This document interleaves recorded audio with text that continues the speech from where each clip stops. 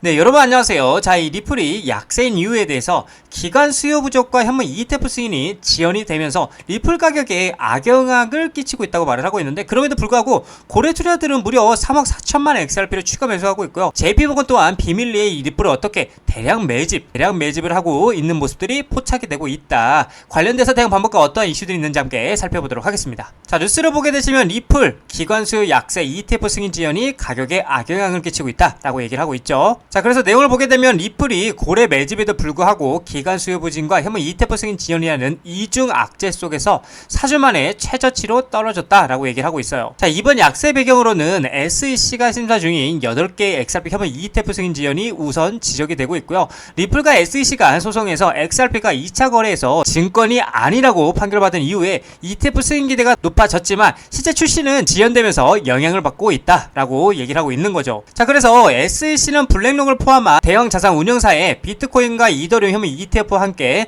암호화폐 현물 ETF 전반에 표준화된 규제 틀 마련을 우선시하는 것으로 알려지면서 투자자들은 제도권 진입에 대한 기대를 당분간은 미뤄야 하는 상황이다 라고 얘기를 하고 있는 거죠. 자, 그래서 기관 수요 부족 역시 가격을 압박하는 요인으로 비트코인의 테슬라 등 대형 기업들의 대규모 매수로 수요를 폭발시켰던 것과 달리 리플은 상대적으로 규모가 작은 기업들이 재무제표에서 포함하는 제한적인 관심을 보인 데 따른 결과다라고 얘기를 하고 있는 거죠. 자, 그래서 대표적으로 하이퍼스케일 데이터는 1억 2,500만 달러 규모의 보통주 공모를 통해 비트코인과 리플 매입 계획을 밝혔으나 리플 가격 반등에는 영향을 주지 못하고 있다라고 얘기를 하고 있는 거예요. 또한 암호화폐 옹호 변호사 빌 모건은 공모 자금 일부가 리플 매입에 사용될 예정이라고 설명을 했지만 전 SEC 변호사 마크 파겔은 실적 부진을 겪는 소규모 기업의 공모가 리플 가격에 호재로 작용하기에는 역부족이다라고 비판하고 있는 거죠. 자, 이렇게 어려운 상황에도 불구하고요, 오히려 이 고래들 같은 경우에는 무려 3억 4천만이죠. 3억 4천만 XRP를 추가 매수하고 있고요.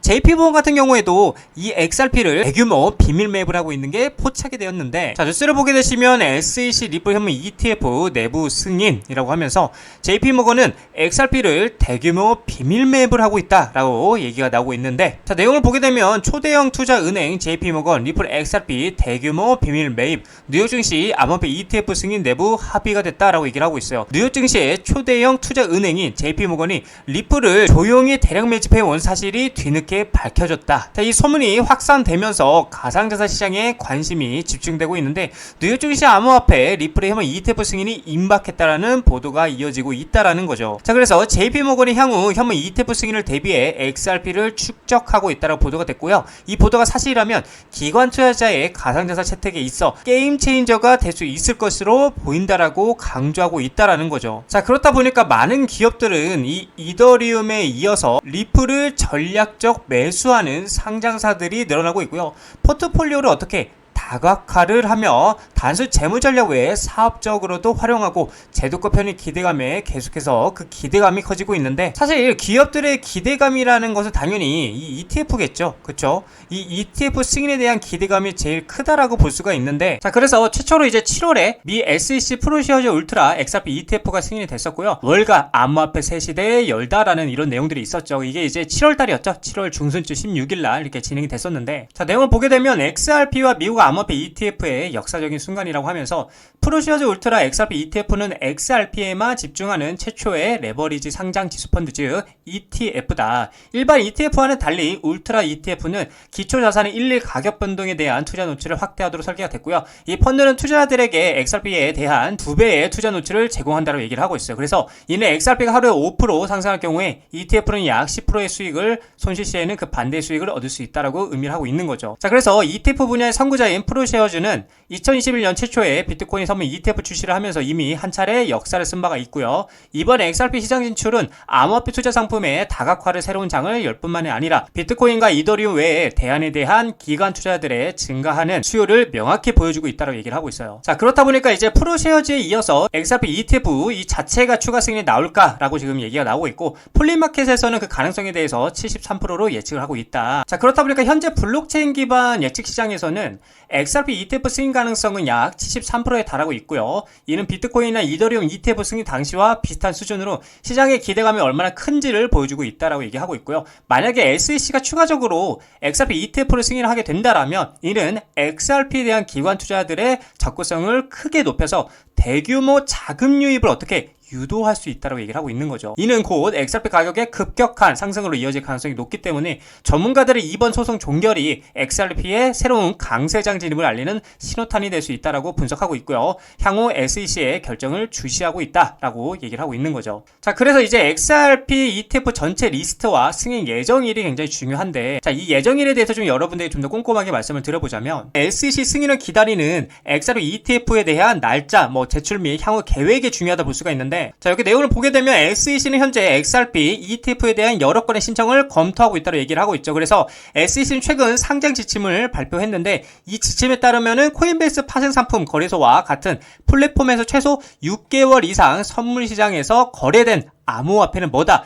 ETF 자격을 갖출 수 있다고 얘기를 하고 있어요. 자, 그리고 캐나다는 2025년 6월에 여러 XRP ETF를 출시했지만 미국은 아직 승인을 기다리고 있는 상태고요. SEC는 이러한 신청 대부분에 대한 최종 결정을 언제 2025년 10월까지 발표할 것으로 예상이 된다라고 얘기를 하고 있는 거죠. 자, 그래서 여기를 보게 되면 이제 실제로 SEC 승인을 기다리는 XRP ETF에 대한 목록을 볼 수가 있는데, 이 전체적으로 이제 통상적으로 보게 되면 실제 승인 또는 거절 결정은 대부분 2025년 10월달, 그쵸?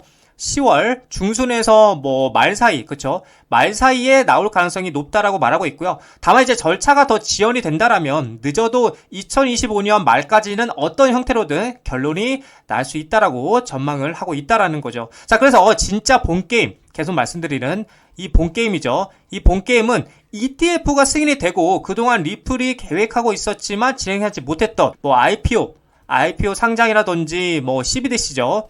CBDC가 있겠고, 그 다음에 또 스테이블 코인 관련 이런 것들이 한 방에 터지면서가 진짜 본게임의 시작이라고 볼 수가 있겠고요. 이렇게 된다라면 비트코인이 현물 ETF 승인 이후에 가격이 무려 131%가 상승했던 선례를 고려할 때 이 리플 같은 경우는 어때요? 비트코인 상승력의 최소 3배에서 4배가 더 상승할 것으로 전망이 되기 때문에 우리는 이 리플의 밸류를 의심하지 말고요. 믿고 신뢰하면서 투자해 나가셔야 된다라고 여러분들에게 말씀을 드리고 싶은 관점입니다. 자, 리플 차트를 보게 되시면 제가 여러분들에게 말씀드렸던 4,000원짜리 위에서 마감이 돼야 된다. 종가 기준은 그래야 다시 한번 4,500원짜리까지 리테스트하러 올라갈 수가 있는데, 4,000원짜리 아래에서 뚫리게 된다면 제가 요 구간까지 열려 있다라고 분명히 말씀을 드렸었고, 역시나 여기 3,800원 라인까지 떨어지는 모습을 보여줬는데, 자, 결국에는 지금 중요한 건 다시 한번 이걸 말아 올리면서 4,000원짜리 위에서 마감을 하느냐가 굉장히 중요한 포인트라는 거예요. 자, 그래서 저는 계속해서 이때 차트의 모양이 계속 떠오르고 있어요. 사실 여기랑 굉장히 비슷한 포인트라고 볼 수가 있는데,